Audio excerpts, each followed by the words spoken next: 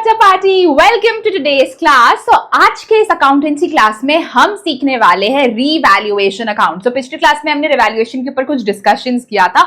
आज हम revaluation account सीखेंगे। अगली क्लास में हम एक कॉम्प्रिहेंसिव क्वेश्चन सीखेंगे एंड आपका चैप्टर हो जाएगा कंप्लीट। सो चलो जल्दी से हेडिंग डालना है रीवैल्यूएशन अकाउंट। क्या हेडिंग डालना है? Revaluation account. सो बेसिकली ये रीवैल्यूएशन अकाउंट होता क्या है? What is this revaluation account? बेटा देखो, जब भी प्रॉफिट शेयरिंग रेशियो चेंज हो जाता है, कोई भी रीजन हो सकता है, एक नया पार्टनर एडमिट हो रहा है, कुछ सर्टेन डिस्प्यूट्स की वजह से चेंज इन पीएसआर हो गया, रिटायरमेंट हो रहा है, किसी पार्टनर की डेथ हो जा रही है, तो वहां पे बेटा हम कभी भी जब भी पीएसआर चेंज करते हैं तो हमारे एसेट्स और लाइबिलिटीज का रीवैल्यूएशन होता है। मतलब कि फॉर एग्जांपल अगर हमने अपना बिजनेस स्टार्ट किया था 2016 में, आज है 2026 और 2026 में 10 साल हो गए बिजनेस में, तो बहुत सारी चेंजेस आएगी। हो सकता है एक पार्टनर नया एडमिट हो रहा होगा, किसी पार्टनर की डेथ हो गई होगी। तो इन सभी रीजंस की वजह से सबसे पहला जो चेंज आता है वो तो क्या होता है? चेंज इन पीएसआर होता है। क्या होता है? चेंज इन पीएसआर हो गया, ठीक है। या तो किसी पार्टनर का एडमिशन हो रहा हो, ठीक है, किसी पार्टनर का बेटा रिटायरमेंट हो रहा हो, या फिर किसी पार्टनर का डेथ हो रहा हो, ठीक है। इन चारों केसेस में बेटा आपका रिवैल्यूएशन अकाउंट बनता है। सो जो आप आज सीख रहे हो आपके next 3 chapter admission, retirement, death में भी काम आने वाला है। सो फॉर एग्जांपल 16 में बिजनेस स्टार्ट किया था, आज 2026 से किसी रीजंस की वजह से पीएसआर बदल गया, या कोई नया पार्टनर आ गया, कोई रिटायर कर गया, किसी की डेथ हो गई। सो 2016 में बेटा हमारे कुछ एसेट्स और लाइबिलिटीज होंगे, हमारे कुछ एसेट्स प्लस लाइबिलिटीज होंगे, ठीक है। विथ टाइम 2026 में ये दोनों एसेट्स और लाइबिलिटीज की वैल्यू बेटा या तो इंक्रीज हुई होगी या तो डिक्रीज हुई होगी। मोस्ट प्रोबेबली एसेट्स के केसेस में बहुत बार इंक्रीज हो जाती है। जैसे कि इंक्रीज किसकी होगी? लैंड बिल्डिंग की, प्लांट मशीनरी की। यूजुअली जो भी नॉर्मल एसेट्स होते हैं उन चीजों की डेप्रिसिएशन भी होती है, जैसे कार हो गया, ये सारी चीजें हो गई। तो कुछ चीजें डेप्रिशिएट भी होती है, कुछ चीजें इंक्रीज होती है। हो सकता है प्लांट मशीनरी डेप्रिशिएट हो गया हो, लैंड बिल्डिंग एप्रिशिएट हो गया हो, या लाइबिलिटी घट गई हो, लाइबिलिटी बढ़ गई हो, क्रेडिटर्स का पेमेंट हो गया हो। सो सारी चीजों का एक रीवैल्यूएशन होता है विथ टाइम। उसी को बेटा हम बोलते हैं क्या? Revaluation account. जब भी हमारा एसेट्स और लाइबिलिटीज का रीवैल्यूएशन होता है, क्या होता है? एसेट्स प्लस लाइबिलिटीज का रीवैल्यूएशन। मतलब पहले की वैल्यू कुछ थी, अभी की कुछ है। सो इसी को बेटा हम क्या बोलते हैं? Revaluation account. मतलब इन चीजों का जो वैल्यूएशन होता है, न्यू वैल्यूएशन, उसके लिए बेटा हम क्या बनाते हैं? एक रीवैल्यूएशन अकाउंट बनाते हैं, ठीक है। यही आपको इस क्लास में सीखना है। अब बेटा रिवैल्यूएशन अकाउंट में बेसिकली होता क्या है, आओ देखते हैं का फॉर्मेट, ठीक है। तो जो रिवैल्यूएशन अकाउंट का बेटा फॉर्मेट होता है वो बहुत ज्यादा सिंपल होता है, आपको कुछ करना नहीं होता है। जैसे आप P&L एप्रोप्रिएशन बनाते हो वैसे ही आप बनाओगे। यहां पे आपने लिख लिया पर्टिकुलर्स रुपीज, पर्टिकुलर रुपीज। ये है बेटा आपका रिवैल्यूएशन अकाउंट। क्या है? Revaluation account. सिंपल सा फॉर्मेट, पर्टिकुलर्स रुपीज का। अब बेटा कभी भी तुम्हें एक चीज याद रखना है कि ये वाली साइड है तुम्हारी टू वाली साइड, डेबिट, और ये है तुम्हारा क्रेडिट। क्रेडिट है बाई वाली साइड। तो इधर हम कुछ भी लिखेंगे टू करके लिखेंगे, इधर बाई करके लिखेंगे। अब तुम्हें एक छोटी सी ट्रिक बता दो कि टू साइड हमेशा लॉस वाली चीज जाएंगी, मतलब कि नुकसान, आपका नुकसान हो रहा होगा तो हम टू साइड लिखेंगे। और इस साइड बेटा सारी प्रॉफिट वाली चीज, इन शॉर्ट फायदा, ठीक है। ये आपका आ जाएगा इस साइड, ठीक है। आई होप विजिबल है, दिख रहा है।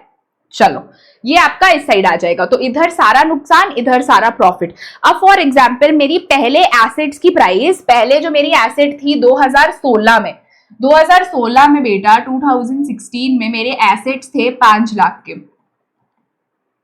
आज 2026 में मेरे एसेट्स हो गए 10 लाख के। तो मेरा एसेट्स इंक्रीज हो गया। तो कभी भी एसेट में इंक्रीज होगा हम इधर लिखेंगे बाय इंक्रीज इन एसेट। पूरा लिखने का जरूरत नहीं, तुम नाम लिख देना, मैं तुम्हें समझाने के लिए इंक्रीज इन एसेट लिख रही हूँ। अगर बिल्डिंग बढ़ेगा तो बाय बिल्डिंग, मशीनरी बढ़ेगा तो बाय मशीनरी, तो बाय इंक्रीज इन एसेट तुमने वैल्यू इधर लिख दिया। इसी तरीके से बेटा फॉर एग्जाम्पल 2016 में जो क्रेडिटर्स थे वो थे सपोज 5 लाख के, ठीक है। आज 2026 में क्रेडिटर्स 1 लाख के है, तो बेटा क्रेडिटर तो कम हो गए, मतलब मेरी लाइबिलिटी कम हो गई। लाइबिलिटी कभी भी कम होगी वो तो मेरे लिए एक फायदा है, तो हम उसको भी इधर लिखेंगे बाय डिक्रीज इन लाइबिलिटी, ठीक है, वो भी हमने यहां पर लिख दिया। ओके, चलो ये हो गया। अब फॉर एग्जाम्पल बेटा इसी तरीके से फॉर एग्जाम्पल 2016 में जो मेरे एसेट्स थे, 2016 में जो मेरे एसेट्स थे वो थे सपोज 5 लाख के। आज 2026 में जो मेरे एसेट्स है वो हो गए 1 लाख के, ठीक है। तो क्या मेरे को एसेट्स में नुकसान हो गया? क्या मेरा नुकसान हो रहा है? 5 लाख के एसेट 1 लाख के हो गए, तो कभी भी मेरा डिक्रीज होगा एसेट बेटा तो वो इधर आ जाएगा, टू डिक्रीज इन एसेट, वो हम टू साइड लिख देंगे। समझ आया? उसी तरीके से बेटा क्रेडिटर्स 2016 में 5 लाख के थे और आज मेरे क्रेडिटर्स 10 लाख के हो गए, तो क्या मेरी लाइबिलिटी भी इंक्रीज हो गई? ये भी मेरे लिए एक नुकसान है। तो इसी तरीके से टू इंक्रीज इन लाइबिलिटी आपका टू साइड आ जाएगा, टू इंक्रीज इन लाइबिलिटी। ऐसी बेटा अगर मेरे बैलेंस शीट में मैंने पहले कोई एसेट रिकॉर्ड नहीं किया था, अभी वो दिख रहा है कि हाँ एक एसेट रिकॉर्ड करना है या हमने कुछ नया खरीदा, तो अनरिकॉर्डेड एसेट भी मेरे लिए क्या है? एक फायदा है। भाई एसेट है यार, फायदा तो होगा ही। अनरिकॉर्डेड एसेट ये मेरे लिए एक फायदा है। उसी तरीके से बेटा हो सकता है कोई लाइबिलिटी रिकॉर्ड ही नहीं की, तो टू अनरिकॉर्डेड लाइबिलिटी, लाइबिलिटी बढ़ रही है मतलब कि क्या है? नुकसान है, उसको इधर लिख देंगे। सो ऐसे आता है, सारे फायदे की चीज इधर, सारी नुकसान की चीजें इधर, ठीक है। अब करना कुछ नहीं है, हम टोटलिंग करेंगे। देखो टोटलिंग कैसे होता है। फॉर एग्जाम्पल इन सब का टोटल मिलाकर हुआ 100 रुपए और ये टोटल लाइबिलिटीज आई मेरी 80 रुपए की, तो ज्यादा है फायदा मेरा, नुकसान कम है। सो फायदा 100 का, नुकसान 80 का, तो बच गए कितने? 20 रुपए। जो 20 रुपए बेटा बचे वो हम बांट देंगे पार्टनर्स में। टू प्रॉफिट लिखोगे, to profit on revaluation transfer to partners capital account. Partner जो भी है तुम्हारे बेटा ए, बी और सी, उनको तुम ये बांट दोगे 20 रुपए, और ये हमेशा बेटा तुम्हारे ओल्ड पार्टनर्स को ही जाएगा, ओल्ड पार्टनर्स को ओल्ड रेशियो में। तो न्यू रेशियो से कोई काम नहीं, न्यू पार्टनर से कोई काम नहीं, सारी चीजें ओल्ड पार्टनर ओल्ड रेशियो में। और फॉर एग्जाम्पल मेरा यहाँ पे जो नुकसान था वो 120 का होता और मेरा प्रॉफिट 100 रुपए का ही है, ठीक है। तो उस हिसाब से यहां पे मेरा क्या आ जाता? By loss on revaluation transfer to partners capital account. कौन कौन से पार्टनर है? ए, बी और सी, सबको किस रेशियो में देंगे? ओल्ड पार्टनर्स को ओल्ड रेशियो में, ठीक है।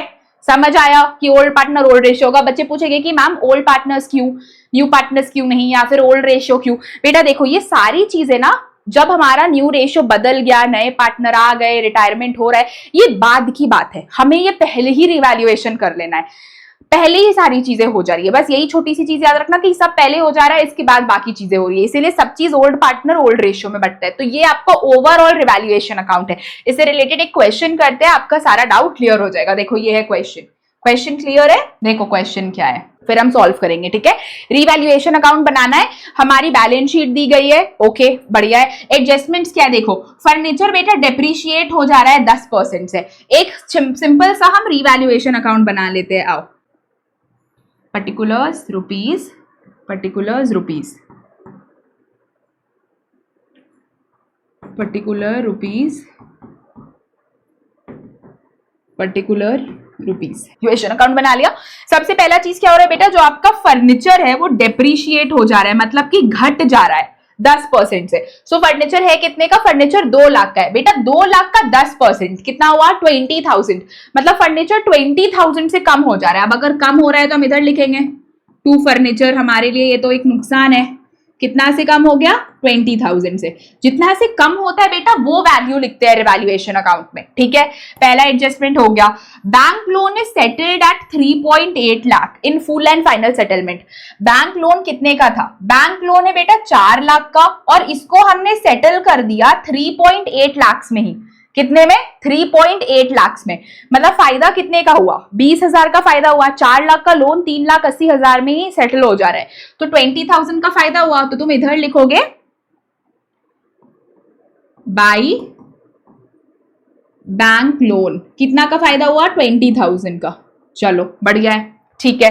नेक्स्ट क्या है बेटा? Land and building is revalued at ₹5 lakh. अब बेटा देखो, एट का मतलब होता है कंपेयर करना, कंपेयर करना ओल्ड एंड न्यू वैल्यू पे, ठीक है। कभी भी एट दिखे मतलब आप कंपेयर करोगे। 1.5 लाख पे रीवैल्यू हो रहा है। लैंड एंड बिल्डिंग कितने का था? 1 लाख का। तो हमारी ओल्ड वैल्यू क्या है? 1 लाख, और हमारी न्यू वैल्यू क्या है? 1,50,000। तो 50,000 से बेटा इंक्रीज हो गया। लैंड एंड बिल्डिंग 50,000 से इंक्रीज हो गया। इंक्रीज हो रहा है तो हम इधर लिख देंगे बाई लैंड एंड बिल्डिंग 50,000, ठीक है। चलो ये भी हो गया। Plant and machinery is revalued at ₹9 lakh. वापस एट आया 1.9 लाख। प्लांट एंड मशीनरी बेटा 2 लाख का था। पहले की वैल्यू है 2 लाख, अभी की वैल्यू है 1.9 लाख, मतलब 1.90, मतलब 10,000 से कम हो जा रहा है। पहले था 2 लाख, अभी 190 है, तो 10 से कम हो गया, तो ये एक नुकसान है। तो हम इधर लिखेंगे टू प्लांट एंड मशीनरी। कितना हो गया? 1,10,000। 10,000 से हमें लॉस हुआ। दैट्स इट, सारे एडजस्टमेंट्स कर लिए। तुम्हें बस ये ध्यान रखना है जो घट रहा बढ़ रहा है हम वो लिखते हैं रिवैल्यूएशन अकाउंट में। अब यहाँ पे तुम प्लस माइनस कर लो, कितना हो रहा है देखो, इधर हो रहा है 50, 60, 70, इधर हो रहा है 30, ठीक है। तो 70 हमारा टोटल है, 70 का हमें प्रॉफिट है। 70 से बेटा हम 30 माइनस कर देंगे तो कितना हो जाएगा? 70, 60, 50, 40,000 का बेटा हमें प्रॉफिट हो गया रिवैल्यूएशन पे। तो यहाँ पे लिखोगे तुम to profit on revaluation transfer to partners capital account. अब तुम्हारे जो भी पार्टनर्स है, इसको मैं यहाँ से इरेज कर रही हूँ ना, तुम्हारे जो भी पार्टनर्स है बेटा, कौन कौन पार्टनर है तुम्हारे? चलो ऊपर देख लेते हैं। चलो कोई पार्टनर नहीं है। फॉर एग्जाम्पल तुम्हारे 2 पार्टनर्स है A और B, तो ओल्ड पार्टनर को हम ओल्ड रेशियो में बांट देंगे। सपोज ओल्ड रेशियो इक्वल थी, ठीक है, तो दोनों प्रॉफिट कितना ले जाएंगे? 20,000। अल्टीमेटली बेटा जैसा तुम प्रॉफिट P&L एप्रोप्रिएशन अकाउंट में प्रॉफिट और लॉस पार्टनर्स कैपिटल में दिखाते थे ना, तो ये भी तुम्हारा पार्टनर्स कैपिटल में ही जाता है। तो ये तुम्हें याद रखना है, ये भी तुम्हारा पार्टनर्स कैपिटल अकाउंट में ही जाएगा ये प्रॉफिट, ठीक है। So this is how you make our revaluation account. Very simple, बस आपको रीवैल्यू कर देना है जो भी हो रहा है। एट का मतलब बेटा कंपेयर करोगे ओल्ड वैल्यू और न्यू वैल्यू में। बहुत बार बेटा ऐसे लिखा रहता है, बहुत बार ऐसे लिखा रहता है इंक्रीज्ड बाय 10,000। अगर बेटा आपको ऐसा बाय दे देना कहीं पे भी, बाय का मतलब डायरेक्ट बढ़ा दो, ये अमाउंट डायरेक्ट चला जाएगा कहां? रिवैल्यूएशन में। डायरेक्ट, बाय का मतलब डायरेक्ट, जितना अमाउंट लिखा है वो रिवैल्यूएशन में डाल दो। एट का मतलब कंपेयर, ठीक है। ये चीजें याद रखनी है। ये था आपका रिवैल्यूएशन अकाउंट का concept and an example question. कल की क्लास में हम एक कंप्रिहेंसिव क्वेश्चन करेंगे अगली क्लास में, एंड उसके साथ आपका एक पूरा डाउट क्लियर हो जाएगा कि कैसा कॉम्प्रिहेंसिव क्वेश्चन आता है। दैट इज 6 मार्क का क्वेश्चन, जिसमें आपको रिवैल्यूएशन अकाउंट बनाने देगा, पार्टनर्स का कैपिटल देगा, बैलेंस शीट भी देगा। सो वैसा क्वेश्चन करेंगे ताकि आपका सारा डाउट क्लियर हो जाए, बुक से क्वेश्चन सॉल्व कर पाओगे। मिलते हैं अगली क्लास में। Don't forget to like, share, subscribe. Bye.